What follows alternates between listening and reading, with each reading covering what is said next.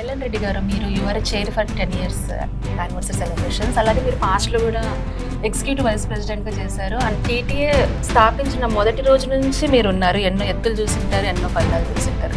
అయితే ఇప్పుడు ఈ 10 years యానివర్సరీ సెలబ్రేషన్స్ కార్యక్రమాలు ఎలా జరుగుతున్నాయి, ఎక్కడ జరుగుతున్నాయి, వాటి హైలైట్స్ ఏంటి? మా టీటీఏ గురించి చెప్పాలని చెప్పేసి అంటే ఒక చిన్న లైన్లో చెప్తాను మీకు. మల్లన్న సత్తు అనే యువశక్తిగా మలచి ఎనలేని ఎల్లలు దాటి ఎదురులేని శక్తిగా మారి దశ దిశలా ఎదిగింది, దశాబ్దంలో ఒదిగింది. సో ఇది మా యొక్క ఈ 4 లైన్లలో మీకు చెప్పొచ్చు అండి మా తెలంగాణ అమెరికన్ తెలుగు అసోసియేషన్ అనేది ఎట్లా ఏర్పడింది, ఎలా జరిగింది అనేది.